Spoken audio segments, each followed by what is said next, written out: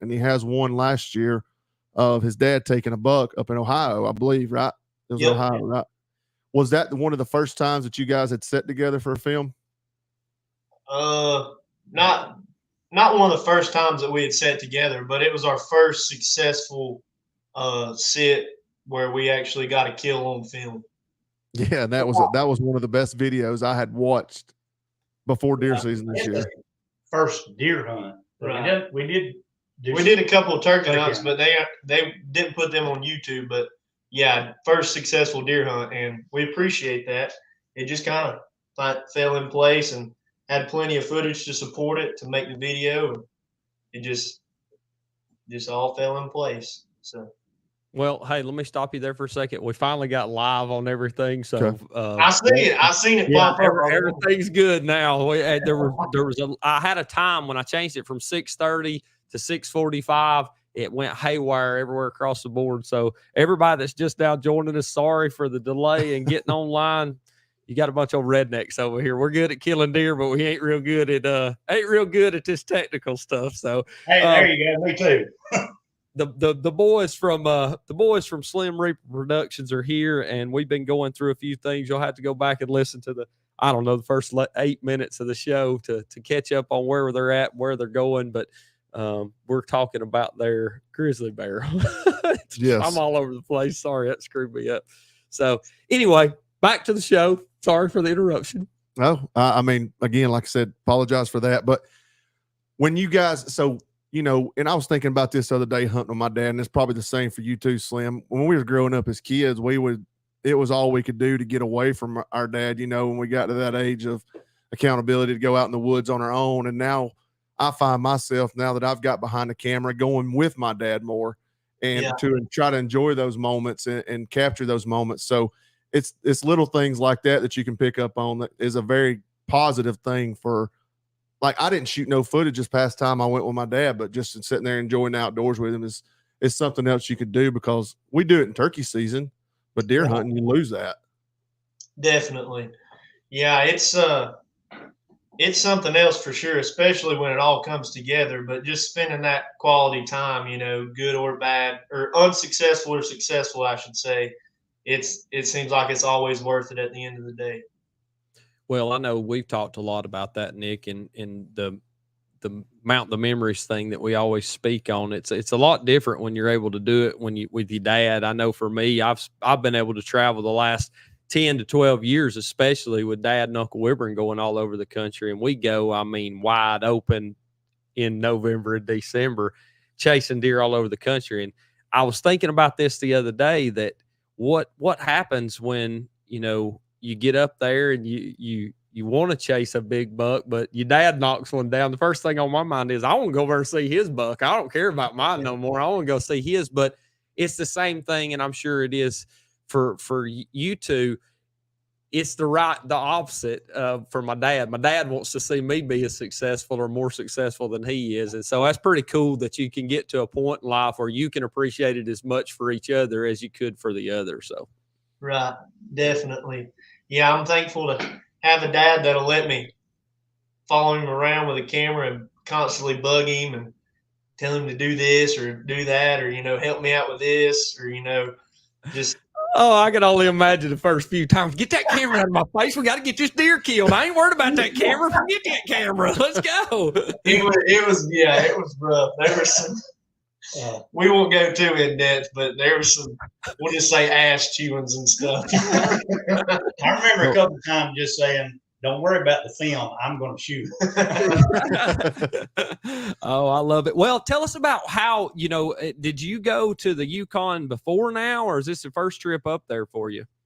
This is my second trip, first time hunting. And when I went in 2018, I got married there. And I always had that hunger, because Alaska's like no other. It's a place I can't describe, and Dwayne probably tell you the same thing.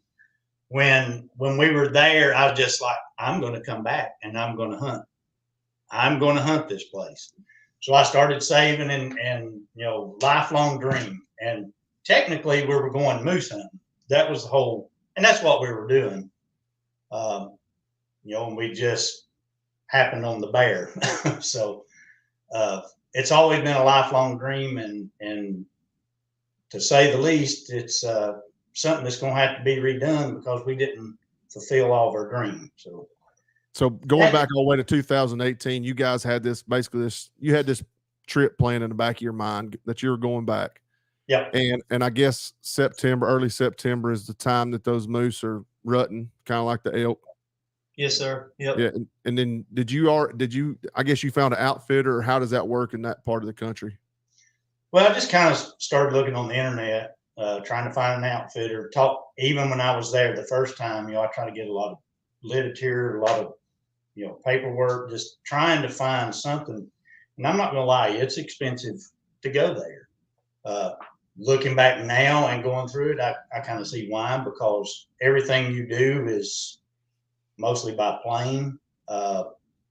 We were 80 some miles from the nearest town.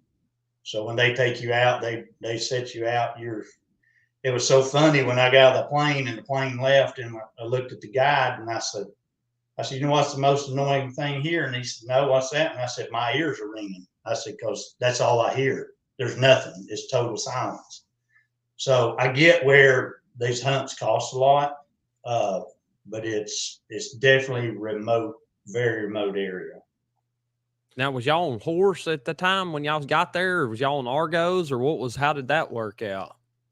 No, we flew in to a little town called Bethel, and we kind of got with the outfitter there, and then he put us on a bush plane, and flew us into a waiting area that was like 40 miles out of town, and then flew us from there to where we was hunting in a cut plane. Yeah. And we was literally in the middle of nowhere with nothing but our 2 legs and packs. Yeah, I guess that's what I was curious on, if y'all had anything there, if it was just your feet and you in the strong will of the back at that point. That's it. We're probably going to jump around here a little bit because we're new to this, but let's back up to like when you guys were prepping to go out there. One, grizzly bears had to be in the back of your mind. Yeah, what are we going to do if we encounter a grizzly bear? And two, I want you to talk about that first, and then second, talk about how you prepare for your food, how you carry it. Food, he said. Yeah. Well, in my mind, I already knew you can't hunt grizzly without an outfitter. So I knew he's going to be packing as well. And at the beginning of this, I thought, this is a once in a lifetime hunt. Do I want to take a bow? Do I want to take a gun? I've always loved bow hunting. I said, you know what?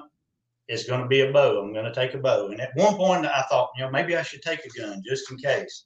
But I wound up getting the moose tag, the bear tag, and the wolf tag, and took the bow instead. But we had sidearms. But we went ahead and kind of prepared with a pistol. You had what? A 40? I had a 40. And I had a 10 millimeter. He got that big cannon, son. Later on, I don't know when we get to that part, but I don't know if a 10 millimeter is big enough. Well, when we get later on down the way, I'll tell you what a guy told me about a pistol in the last story about that. But so go into food. Now, did y'all have to bring food with you, or this outfitter, they provided it all, right? I assume. Yeah, they did. Outfitter, they provided everything pretty much. Did so we just allowed to take 50 pounds with us of hunting gear. You could do a DIY option where you're allowed 120 pounds of gear, I believe, and that's your tents, food, and everything. Or you can do the DIY where you just bring your hunting gear and they supply all your camping gear and food. And then obviously, if you want to kill a grizzly bear, you got to go with a guide, and they provide all that besides your hunting equipment and such. Awesome. Well, So what was the food like in camp? I mean, come on, we like MREs. MREs. Was it MREs? No, hey, we ate like kings for the middle of Alaska. It really surprised me. We had bacon, eggs of a morning, pancakes. We even got down to pizza. We had lemon blueberry pie. Yeah, it wasn't bad at all. So it wasn't bad. Damn. You need to see, you ready to look for that outfitter, ain't you, Nick? I thought y'all said y'all was 80 miles from town. We was. They airdropped it. Really? All right. Yeah, they had a little propane stove set up. We'd cook right there. Yeah, whole So nine. they had a big base camp already set up before you guys got there? Yeah, so they had one tent that it wasn't too big. It's probably what, 8x8? Yeah. And you could it had enough room to stand up in it and stuff, and that's what we called the cook tent, where we'd all hang out, eat, whenever the weather's bad, we'd sit in there and play cards and stuff. Did it get monotonous sitting in that tent, or was it you were just entrenched in the moment, so you weren't looking at it, or did it get kind of mundane sitting in that tent on those bad days? A little bit of both. Yeah. A little bit of both, especially the first couple of days. I believe the first day the weather was kind of iffy, and so we had to sit in the tent majority of the day, and we was like, dogs on a leash, just chomping at the bits to go out. And but then whenever that big typhoon hit, you didn't have no choice. So we passed time by reading magazines, playing cards. We got to know each other real well. How long were you guys there? 11 days. Out in the field, 11 days total. What was their what was bad weather for them that wouldn't let you go out? So majority of the time it would just be fog, where we couldn't go glass. And then like if it was raining really heavy, like light drizzles wasn't much of a big deal, or if the wind was whipping it. So is glassing probably 50% of the hunt? It's where we was at on the ridge top. Wouldn't you say probably at least 80%? Probably 80%. And how far were you guys traveling from that base camp to hunt? Not very far. What? Maybe 2 miles at the most. I mean, we were glassing up 3 and 4 miles. And we actually tried to stalk on a moose at about 2 miles, and the time we got halfway there, he kind of got up and moved. Yeah, not very far at all from camp though. All right, so let's get on track here, because I want to get from day one to day, whatever the last day you guys were there. So we know the first couple of days it was bad weather. You weren't able to travel out of camp, so we don't have to go through all the camp rigmarole unless there's something cool in there you want to share. But at what day was the first time y'all left camp? Well, it was day 2? 2. It was day 2, and then and it was probably a half a day at that point because the fog set in, and it was probably 10, 11 o'clock before we ever even got to leave camp that morning. Yeah. And then we'd go out glass, didn't have any stalks that day. Mm-hmm. Seen a couple moose, and then days 3 and 4 were good. We went out, and that's when we seen that giant one. Yeah. You want to give the rundown on it, being on native land?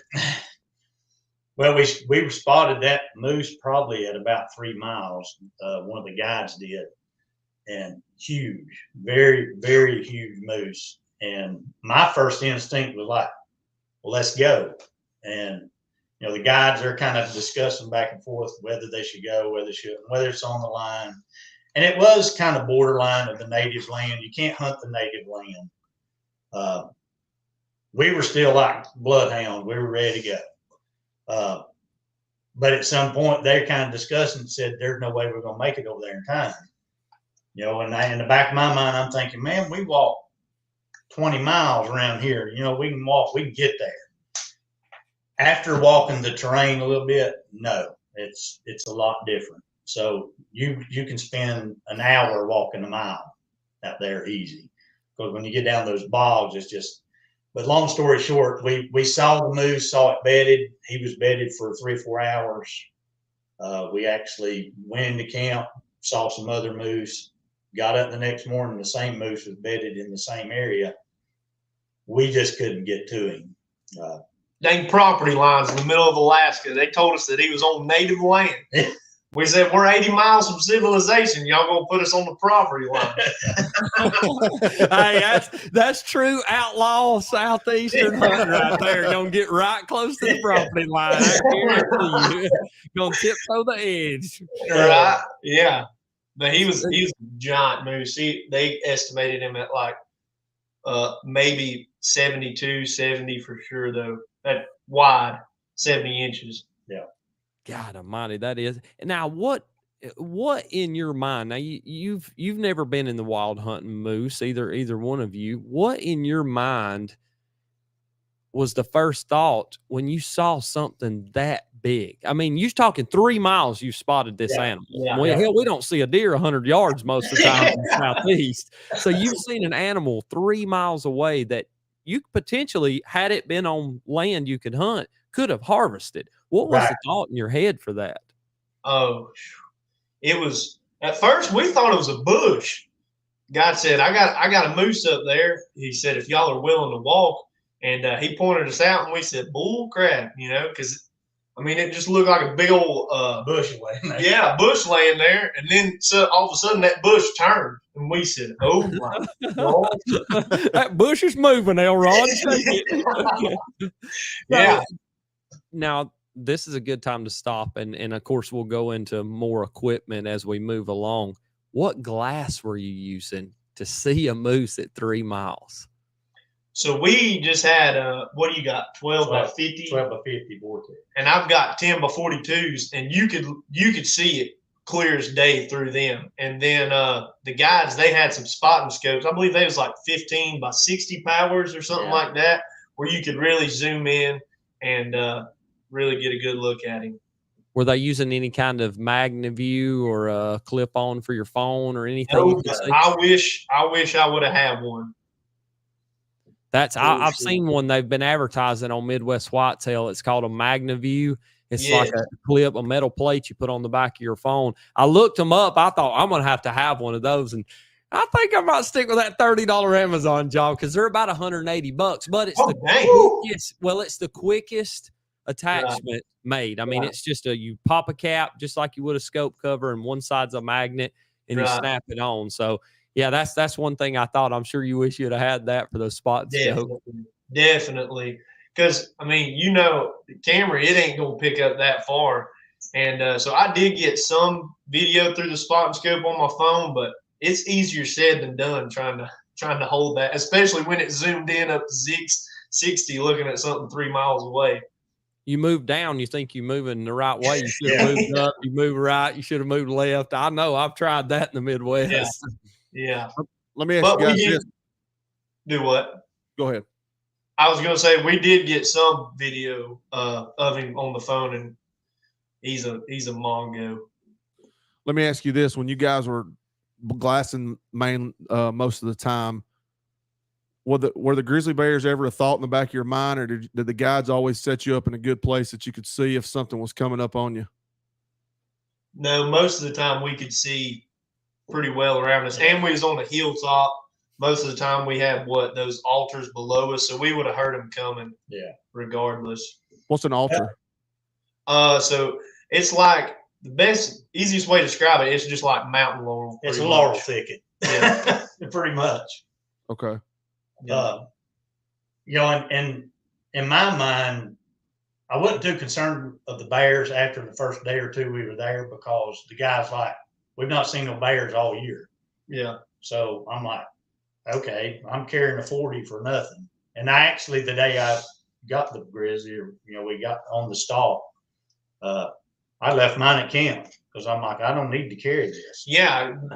we hadn't seen a bear in a week, and it was to the point where it's like, dude, they ain't even got no bears around here. But they said the blueberry crop was down, was low that year. There weren't many blueberries, and they said they usually tend to migrate wherever the berries are flourishing. So, all right, so we're on day 4. Big Moose was day 4, and then day 5 is when the typhoon hit. 5 and 6, and it's typhoon. It had a name, typhoon. What was it? Murbach or something like that. And that's when we had and that's when we had to sit in the tent for 2 days. It was pretty rough. It was kind of funny because they were 60, 80 miles south of us, and they sent a text out saying, you guys buckle down, there's a big storm coming. We kind of laughed and made fun of it because we're sitting there and it's blowing rain a little bit, but we're glassing. We're glassing all evening and night. there's no storm. They missed it, Yeah, he's telling us to drop our tents and stuff. Like hunker down. And we went through that whole night. There was rain, a little bit of wind, nothing out of the ordinary. And we're like, there's no storm. We got up the next morning, a little bit more wind, and that's when it kind of really started coming in. It was probably day 5. Yeah. Day 5 and 6 summed up was pretty much playing cards, 65-mile-an-hour wind and rain.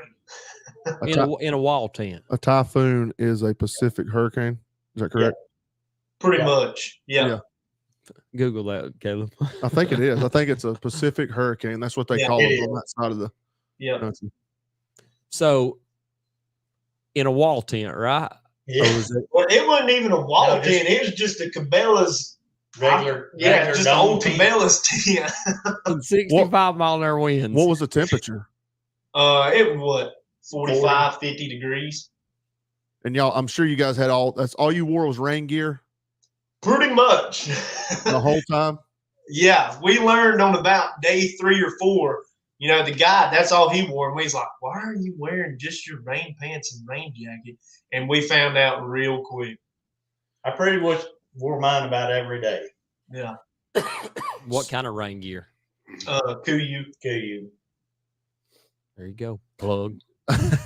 And so they make several different kinds of the rain gear, and ours is just the thinner rain gear, but it worked perfect.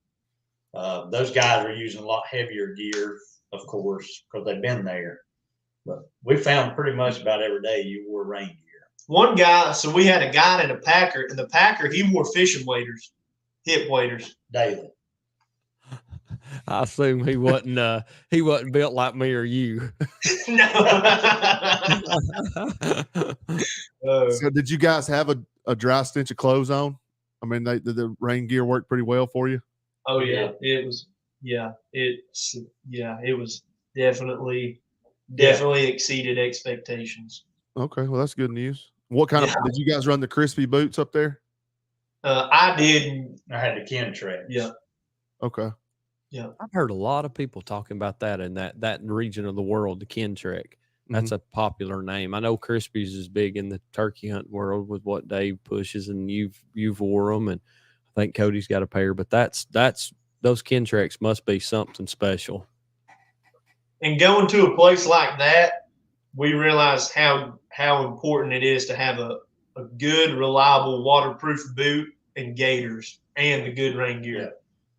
Because every step in that tundra, your foot was getting filled up with water. It was just like a mush.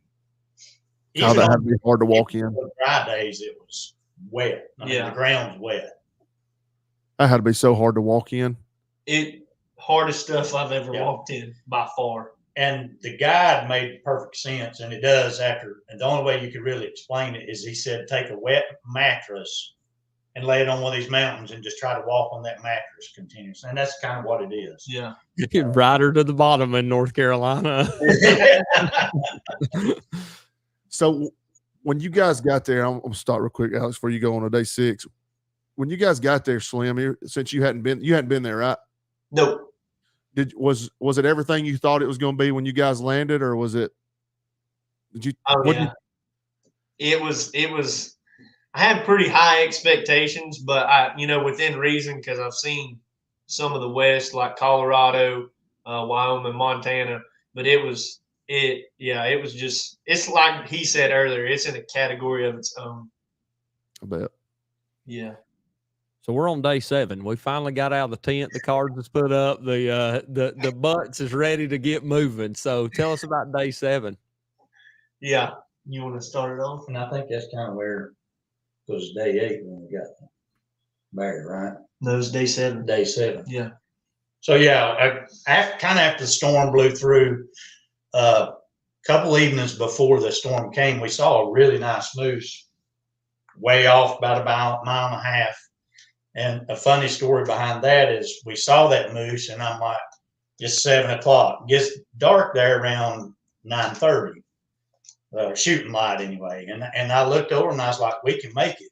And he's like, you're not going to make it over there. And I'm like, no, we can make it. And I'm like, we just got to go. And anyway, long story short, we got to on that 7th day where the weather kind of broke. We're glassing. Little cold spell hit. And 2 hunters prior, before we had got there, had taken 2 moose. So the guide was actually looking at where one of the moose kills was, and all of a sudden I hear him say, "I've got a big bear," with a few other words he said. I'm like, a bear? You know, and I've done left my pistol. It's back at the camp.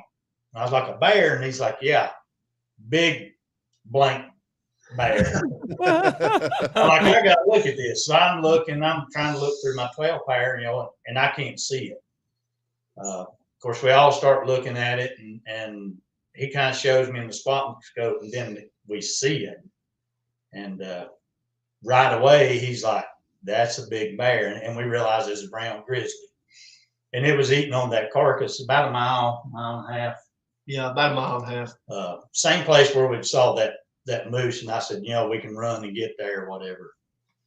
And so we all talked about it. And of course, they're still looking for moose. And I'm like, we need to go after the bear. Let's Day go. 7, we're ready to kill something. Yeah.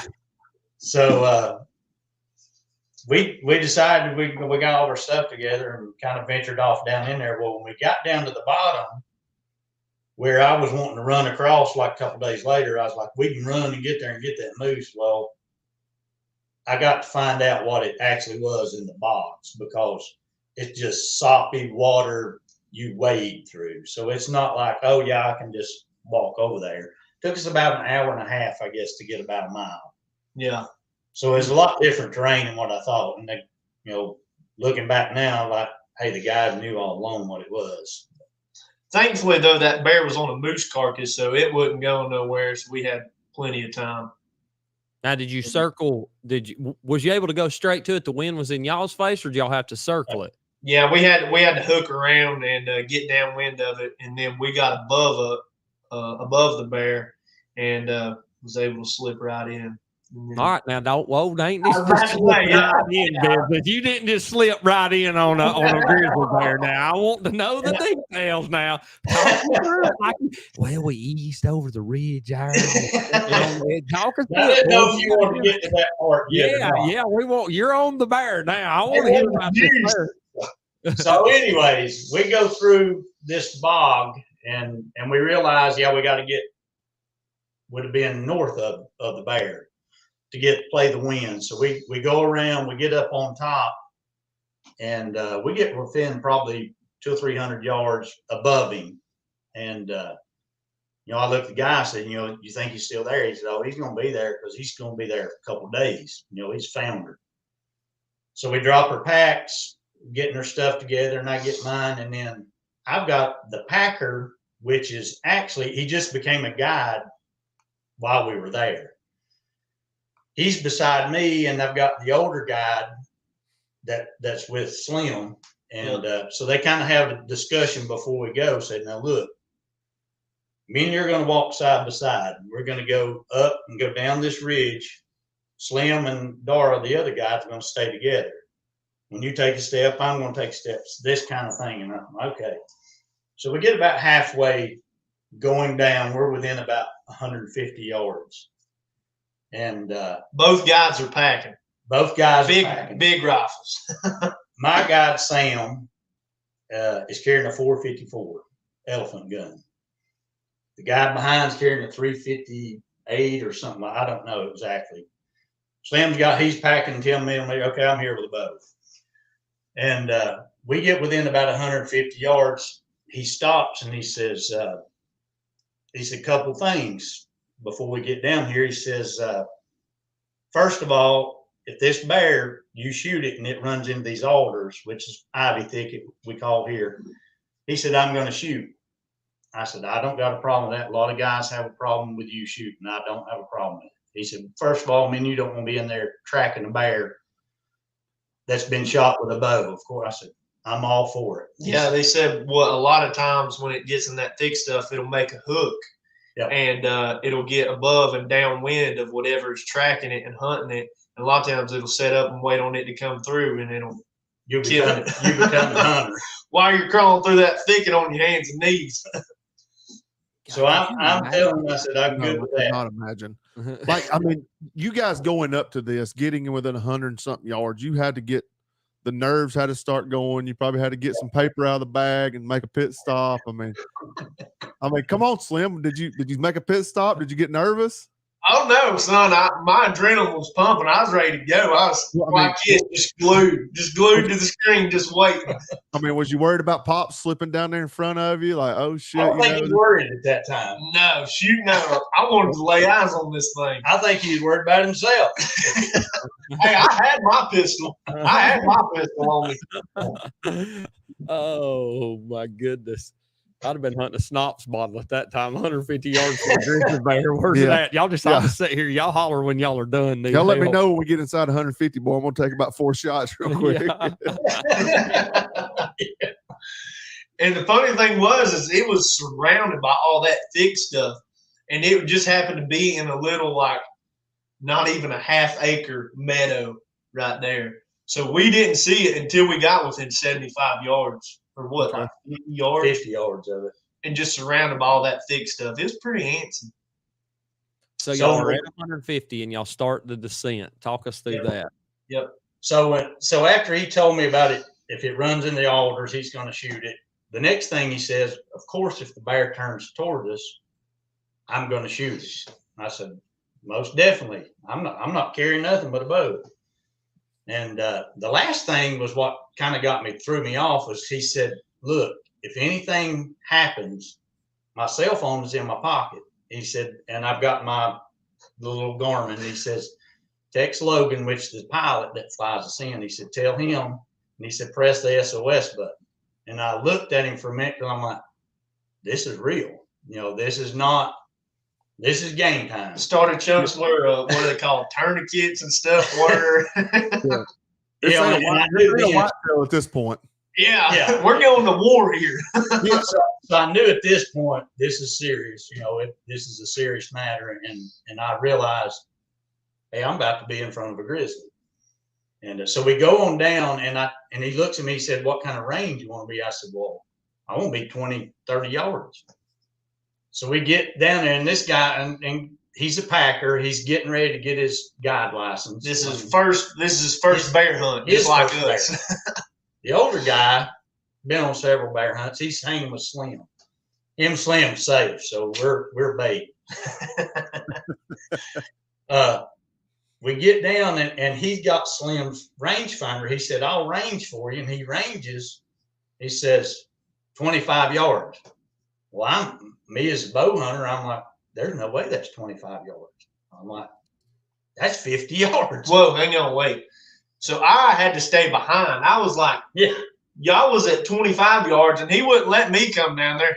He said, all right, you're going to have to stay right here. I said, no, I'm going to be right over his shoulder. And he's like, no. He said, you have to stay here. So I was from like 50 yards back, but I was a little bit higher than them. So I had perfect view. But anyways, continue. But as we got a little closer, he's like, he's 25 yards. And I was like, there's no way he's 25 yards. So I got my rangefinder and I ranged it, and it was like 45. I was like, no, we got to get closer. And I think he was kind of nervous too. But we got on down. We got within 35 yards, and I kind of ranged the bush where we thought he was kind of laying, because it really kind of faded out. Couldn't see him. And I said, I would like to get a couple steps closer if we can. And we did. We got on up to about 32 yards. And at the time, I could just see the head a little bit, and realized for 2 or 3 minutes, the bear was laying on his back. Well, I guess he had foundered himself from the moose carcass. It had that moose carcass covered up, and like probably, wouldn't you say it was like 20 square foot, just a big hole dug out that it had that moose up on a mound and trying to cover it. It was a huge bear, as y'all seen, and it was laying on its back, and we couldn't even see it. That's how deep that hole was. Wow. Anyways. So at about 32 yards, we're kind of sitting there. Everything's kind of calm back down. My heart's in my throat. The guy's standing here with his gun, he's ready. And I was like, we got to wait for it to stand up. And we kept waiting, we waiting. And I think it fell asleep. I think it did because, there's a couple times it just didn't. I mean, we stood for probably the whole time, probably 25 minutes, I'm thinking.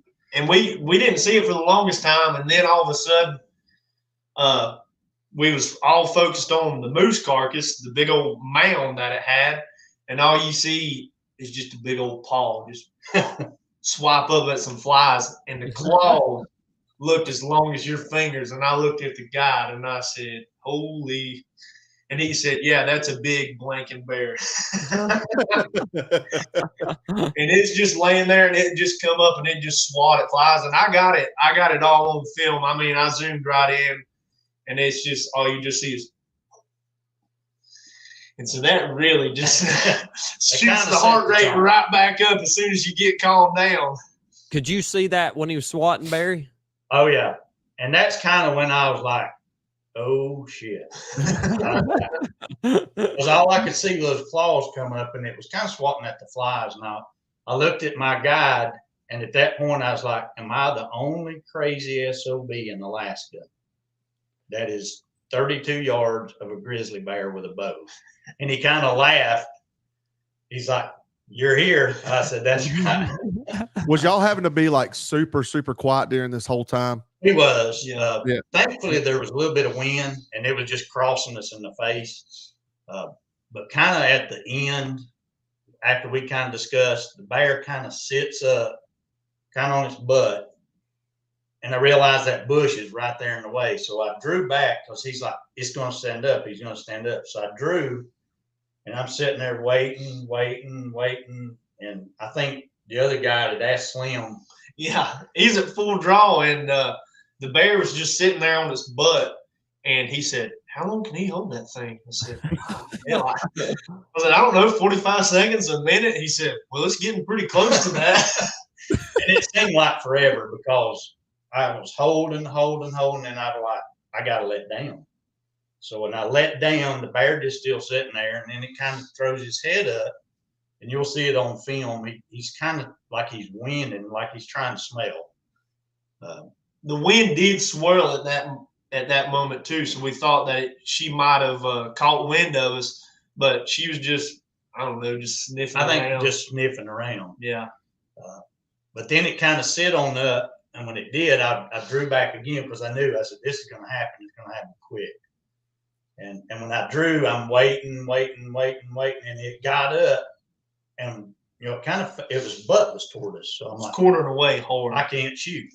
I said, I can't shoot. And so we're kind of waiting, sitting there, and right when I started to let off the bear, it kind of turned, and it got up on that cart. And when it turned, I realized how big it was, and I'm like, oh my gosh. And I'm behind him, and I've got him at full draw and the bear like perfectly in the frame. It's sweet. Anyways, sorry, continue. And so when it turned, all I hear from my guy is like, shoot. And I kind of rushed the shot because I ain't gonna lie to you. He said, I could see the end of your hair shaking. He probably did. Because I'm like, oh my gosh. I'm kind of dumbfounded how big it is. But when I released, I saw the air kind of go back a little bit. And probably one of the wildest noises you could ever heard. I mean, make the hair stand on your head. Black bear growls don't hold a lot to it. It kind of did this, rah, rah, rah, rah, and it's turning around trying to bite where that air went through. It kind of turned toward us, and then starts coming toward us. Oh, shit. Yeah, and I'm like, okay, the guy told me to be knocking another arrow, and I'm like backpedaling because I realized, hey, it's coming. And thankfully, the guide, his first ever bear, he steps right up and pops it twice with the 454. Bear kind of jolters back, and then he tries to get back up and come again, and then the other guy kind of steps in. but they had to finish it off because it was pissed. It pissed, very and it turned to look at us, and it happened so fast that our guy, he didn't waste no time. As soon as it looked in our direction, he filled it full, and you can see he smoked it right in the shoulder twice. And that bullet he's shooting, it's like 500 grain. It's what he uses for Cape Buffalo whenever they charge. And he put 2 smack dab in the shoulder, and it didn't even phase it. It's and up on its. It didn't get on its hind legs, but it was swatting at its shoulder. It was. It was very. If you'd have just been bow hunting, it would have been. I mean.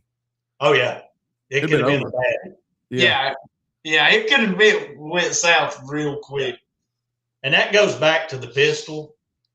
I don't know. I mean, 40 may stop it. I don't know. I don't ever want to have to find out. But after seeing what the 454 did, What they shot it 3 times? Do what? They shot it 3 times. So Sam shot it twice with the big 454, and then the guy that was with me stepped in and shot it I think like 3 more times. Yeah. And then it still took it like 2 minutes to die. It was over there. It had tried to run for those altars, and it made it to the first bush, and it was over there growling. And then finally we heard the death moan. But it literally took it like 2 minutes still to die. I told you I was going to go to Alaska one time, didn't I? No, you're not. Yeah, no, I was. I went down to the gun store to buy me a pistol to take with me. And I went in there, saw Tim. Do y'all remember me telling you about this? No. Well, I went in there and he laid a 500 Smith & Wesson up on the counter. One of them Charter Arms 4-inch barrel, big old gun. Now, my little old skinny arm, it'd have broke my arm anyway. He said, "You going to Alaska?" I said, "Yeah." He said, "Well, let me do the paperwork." So we done it. He said, "You want me to modify it for you?" I said, "Yeah, that's fine." So he goes over there and he's working on it. And he comes back and he'd filed the front side off of it. And I said, "Well, what'd you do that for?" I said, "Is that so I can get it out of my holster quicker?" He said, "No, it's so when that bear takes it away from you and sticks it up your ass, it don't hurt so bad." Oh, that was the end of my Alaska studying right there. I said, I ain't never going up there. But Barry, what was your setup on your bow? Just curious. Yeah, that's a good question. I'm shooting 70 pound the SR 350 Bowtech.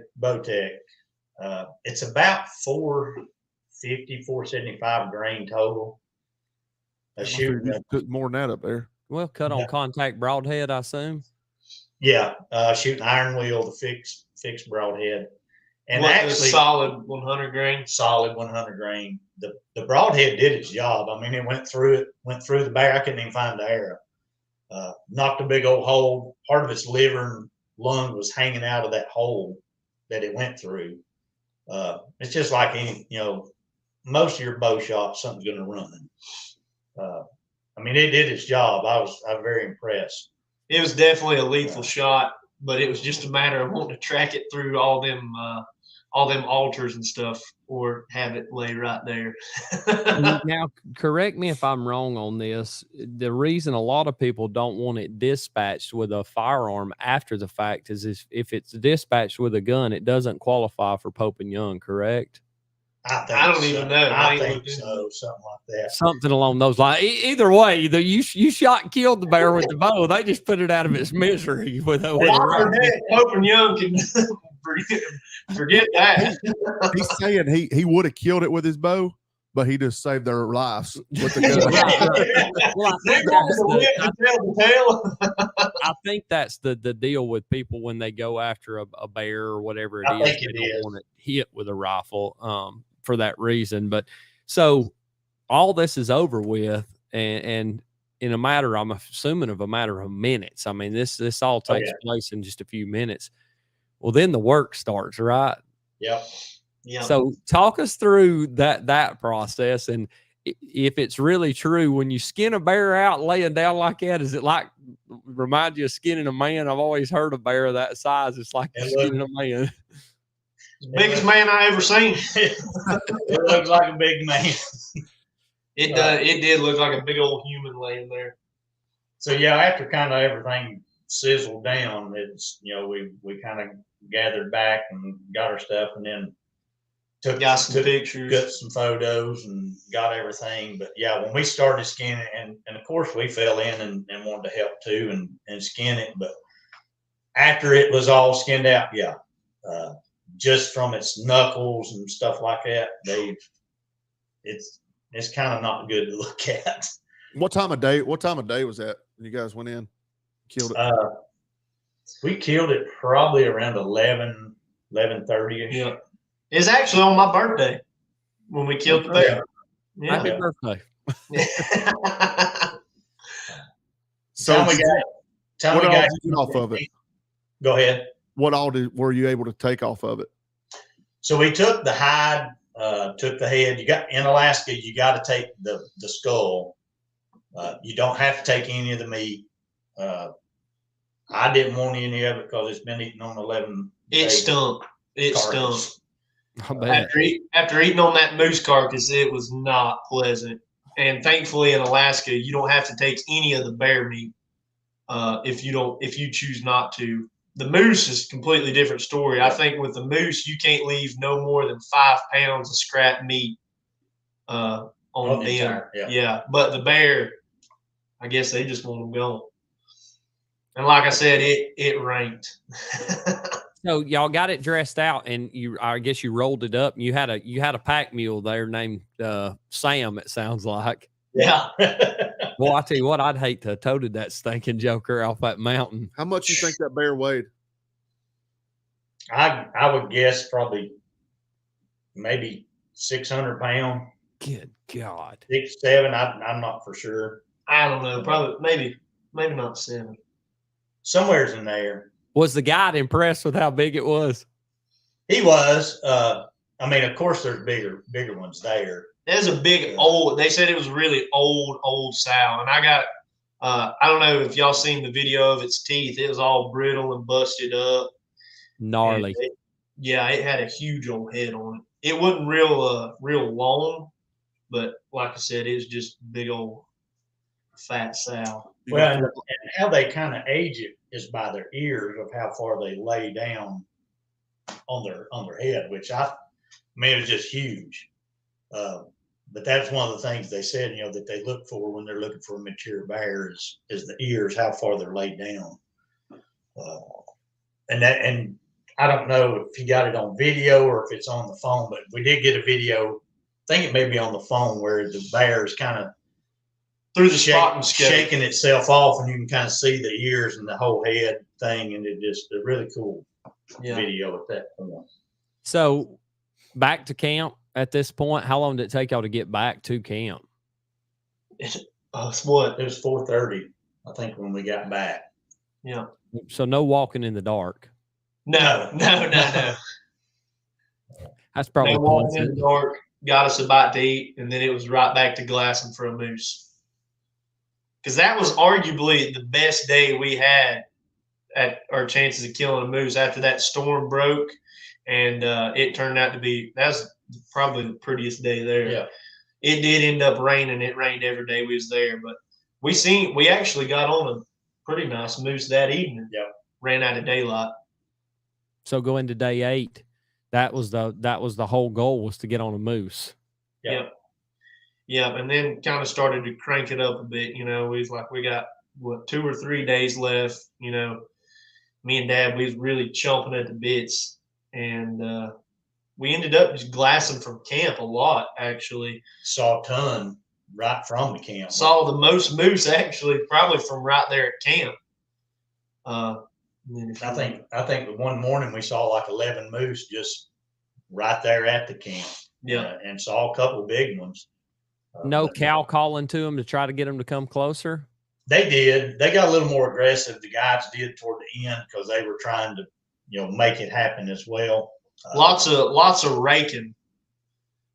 And believe it or not, those moose, so their vision's really poor, but they can hear and smell excellent, and their smelling's pretty good.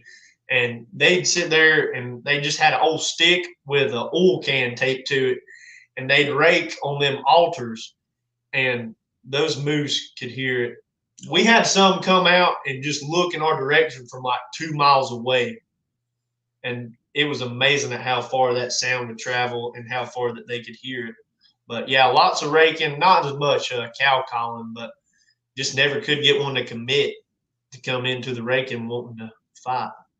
Did they use that method? I don't remember what the guy in Maine told us, but they take that stick and that, is it like a can, and pull it in and out? Oh no, he had just an old cone, and he just done it with his mouth like.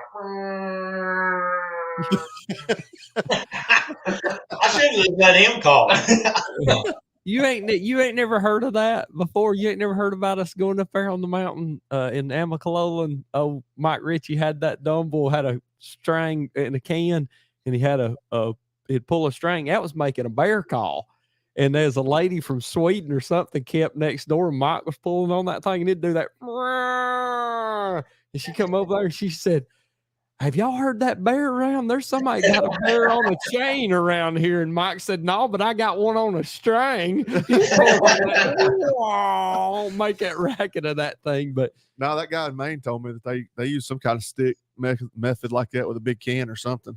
well, I know that we've watched it before with Nick Munt when he goes to that Geezer Ridge and hunts. They would sit on that ridge and call those moose. That's where I first realized those things, they just docilely come over the hill there, no hurry at all. They just come, and it would be 3 or 4 miles away. And when they committed to that valley, they would go down and be able to harvest them. So I guess that's kind of what y'all were trying to do, get them to a point where you could actually make a move on it.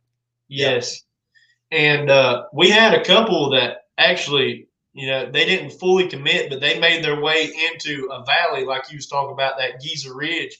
But once again, it was about 1.5 miles away, and we was on the dang property line for the natives. So half of them we couldn't go out down there after. So it was tough sitting there watching some of them. It was real tough.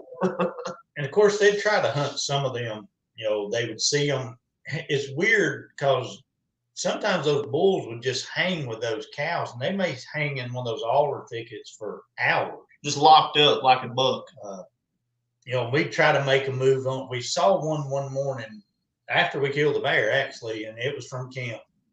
Pretty good sized moose, and he was hung up with them for probably about 1.5 hours, probably just enough time to get there. But then the fog kind of creeped in. We kind of lost sight of them, and the guys like, we got to see what this fog does. So, we saw moose every day that we was able to get out and glass. We'd see a bull most of the time. No, y'all never seen a wolf? No, didn't see any wolves. Didn't hear none or nothing. I'll be dang. How about before you guys packed out of there, did you guys go back and look over that bear carcass to see if anything else had moved in there? We did not. We didn't go back to that ridge because they said there was so much commotion that had went on over there that the odds of moose hanging out there were slim to none. And the wind actually started. Yeah, and the wind swifted, and it was blowing actually right. The wind would have killed us. So we're going into day 9, 10. We're leaving on 11. Yep. 9 and 10, same old scenario. We actually did have a stalk on one that bedded down with like 1.5 hours left. And it was a smaller bull, but, we was trigger finger was itching again. And we got within a couple 100 yards, and it was bedded on that steep ridge. The wind switched, and it killed us. He was gone. And then day 9, or no, that was day 9. Then day 10 had that little bull. We had a smaller bull. The closest we got was in like 200 yards of a bull. So, and even it was just for a split second, and then he seen us, and so it wasn't by no means easy at all. I thought it was gonna be a little dumber, honestly. But they were watching too many cartoons. Yeah, exactly. It looks easy on TV. So day 11 is when you left, or was it day 12?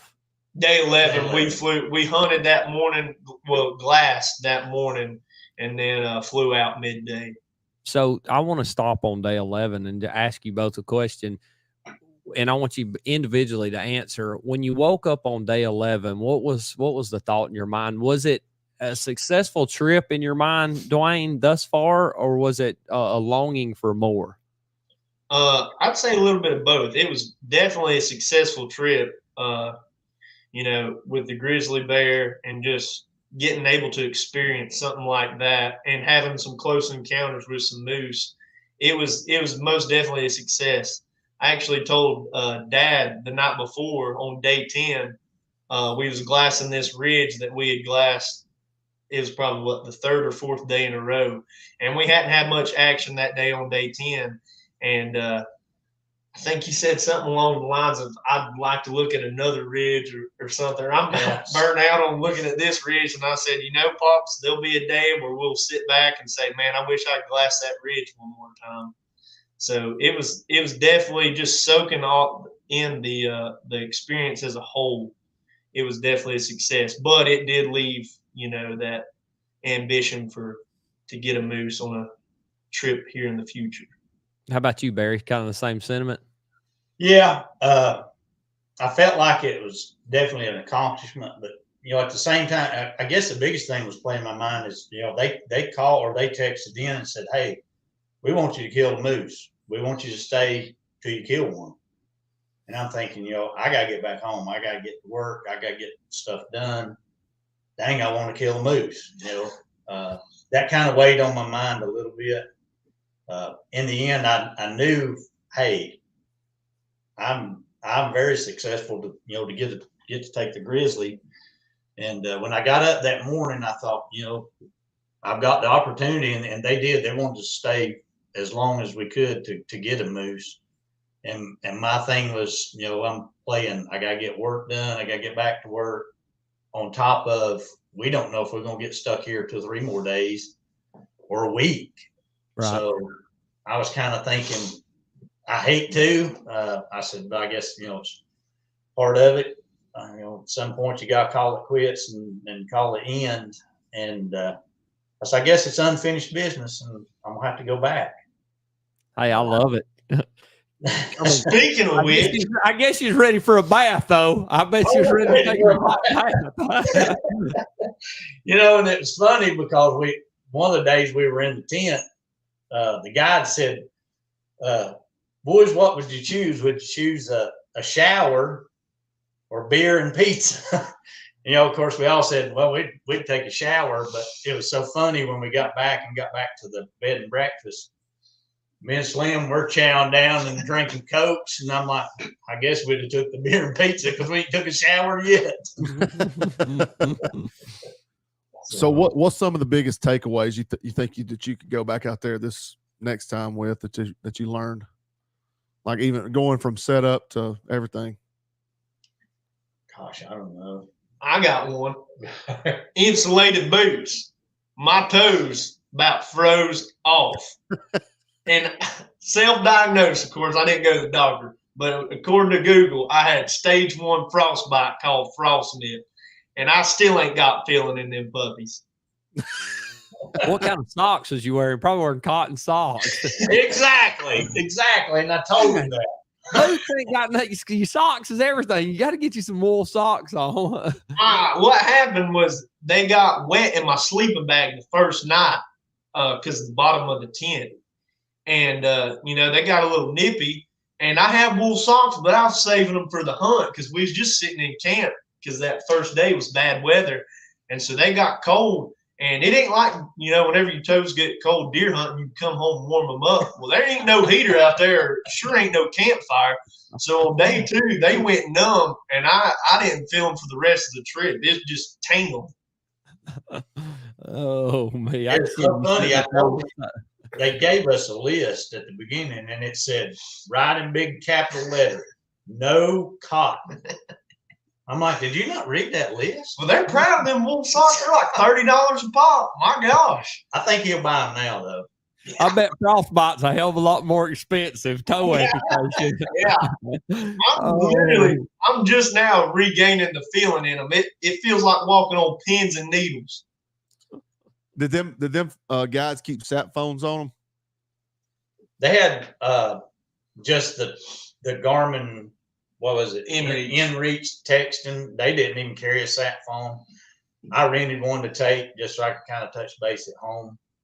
But that Garmin InReach is definitely the way to go because you can text off of it and you don't got to worry about the phone call dropping, anything like that. And it's always got that SOS button. If something really major happens, you hit it. I think the Coast Guard or somebody comes in to rescue you. Another thing, go ahead. How far off the coast were you guys? Did you already say that? No, but we was about 2 miles on one side off the Yukon River, and it's huge. Yeah. Okay. But back on that gear, if anybody wants to do that in the future, I would recommend a good pair of waterproof boots and gaiters.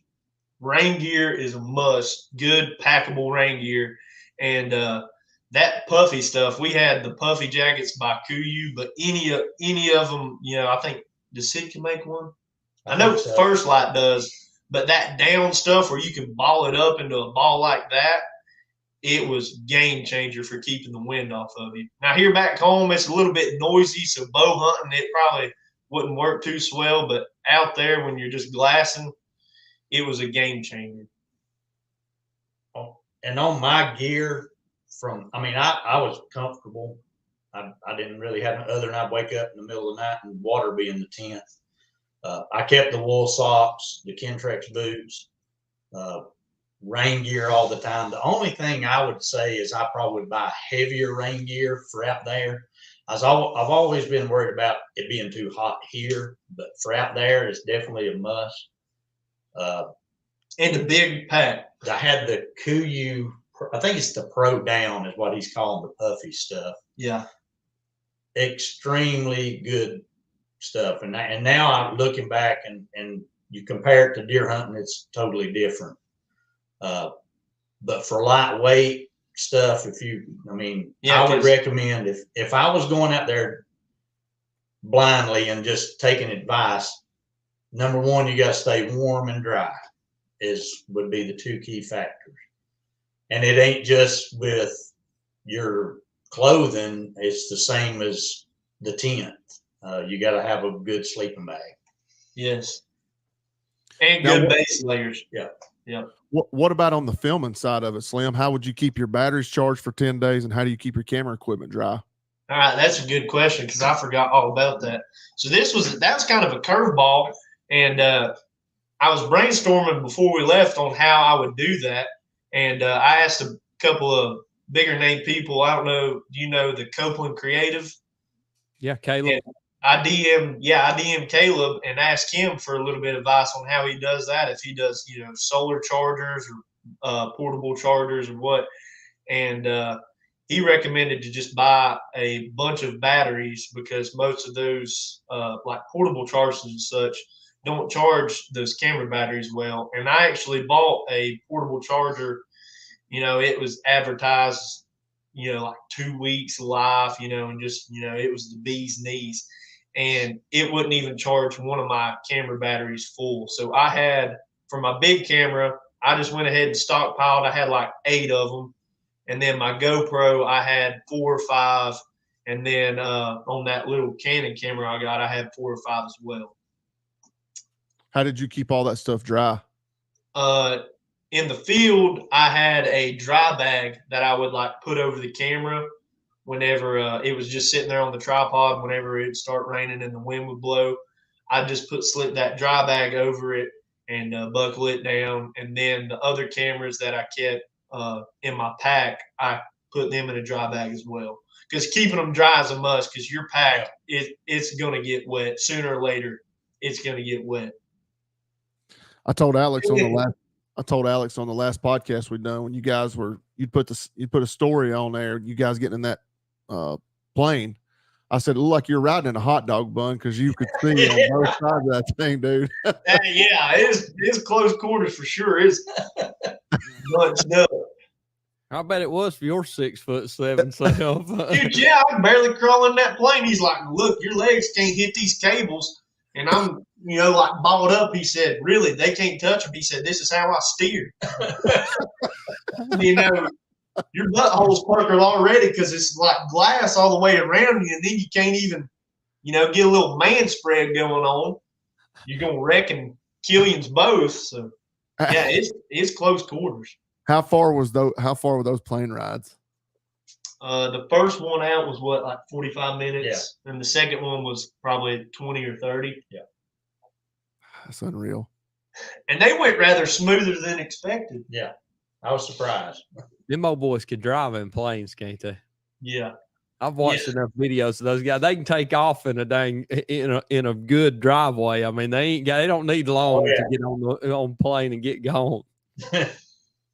Was y'all in the part of Alaska where it stays daylight longer? I don't know what time of year that usually falls around. So that's what happens in the spring is when the daylight stays around longer. But we was headed towards the fall where it was getting dark. It was losing daylight, and it was getting to where majority of the day is dark. But we still had, I think, a good 12 hours of daylight or so.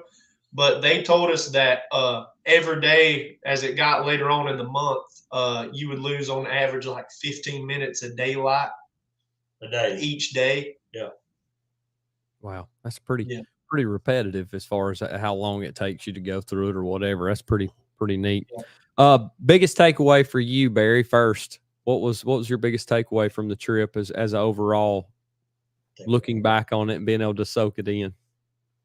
Takeaway as in just in general, what your overall experience, if you could sum it up in just a few words? Lord, I don't know that I could.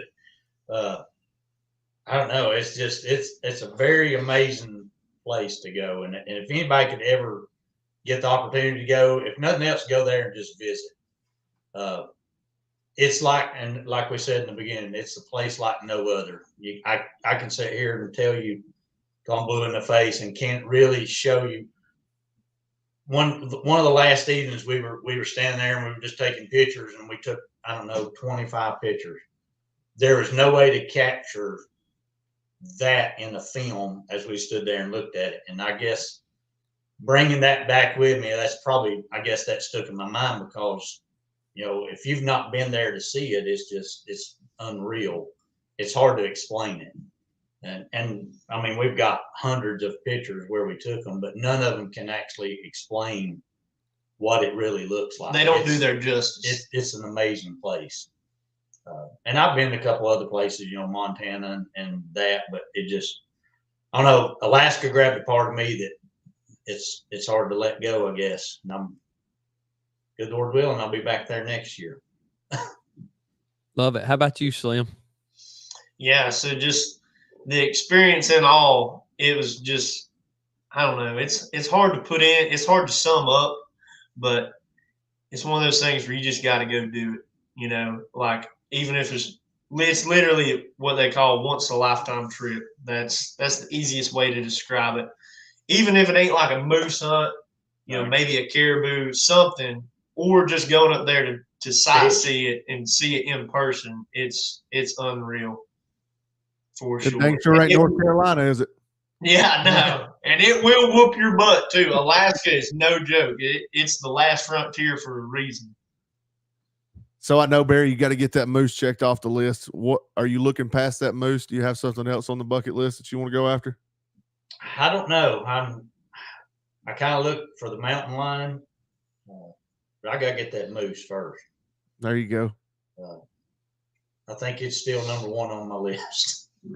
Slim, when you gonna have this video out so everybody that's watching and hears this can see? So my plan is to release it maybe January, February, and I know that's late. Usually I get on the ball with them, but we're about to hit deer season full stride. We've got a couple of nice deer on camera that we're really trying to go after, and I don't want to be sitting there. And there's a ton of footage from Alaska to go through and everything, and I don't want to be sitting there, midway through the Alaska video and then get swamped with a bunch of deer footage, and then be working in between the two and end up having to rush it. So I'm going to wait till after deer season so I can fully focus on it. So probably look around mid-January, maybe early February. But I'll definitely keep that updated on the Instagram page at Slim Reaper Productions. Can't wait. What else? I'm good, brother. That was a great story, and maybe somebody out there wants to travel and they might get a hold of you boys. Yeah, hit us up. We'd love to talk, gear, anything. Well, you guys hang around. Don't get off. We're gonna close this thing out, and we'll talk to you just a bit off the air. But for everybody that came on and listened to this on the lives, we appreciate it. Sorry for the delay again when we got started. Hopefully, we can get the kinks worked out of that as we continue to get to work on that. Do have a short announcement for everyone listening live. There will be a benefit fishing tournament for the Shriners on October the 22nd.